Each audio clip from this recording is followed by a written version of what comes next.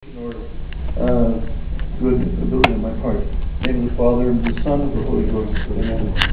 Hail Mary, full of grace, the Lord is with thee.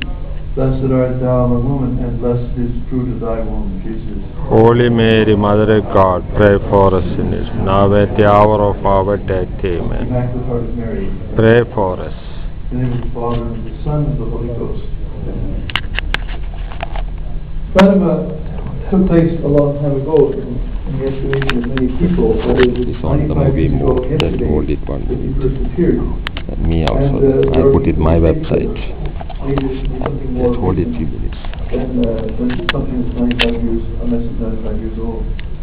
But in fact, this message is more relevant, as Pope John Paul said, and more urgent today than it was when he first appeared there.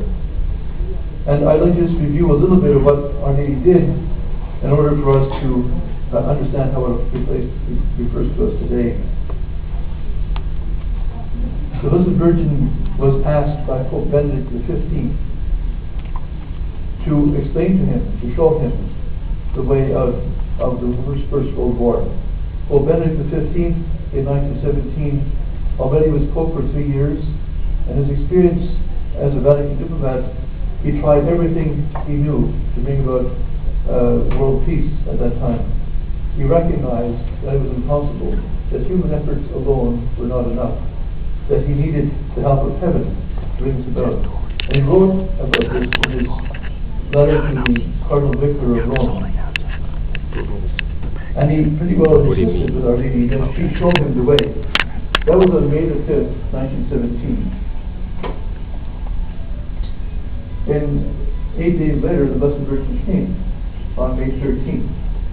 And she came over 6 months to explain what must be done, and explain that there is no other way, that not even some new message could come from anywhere or any place that would contradict or replace this message that she gave at Fatima.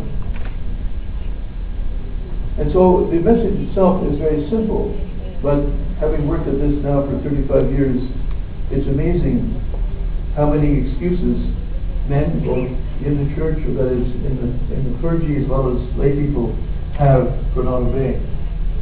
I'm reminded of when I wrote to the Canadian members of Parliament about the Constitution, that they needed to pay attention to protect the unborn in the new Constitution in 1981.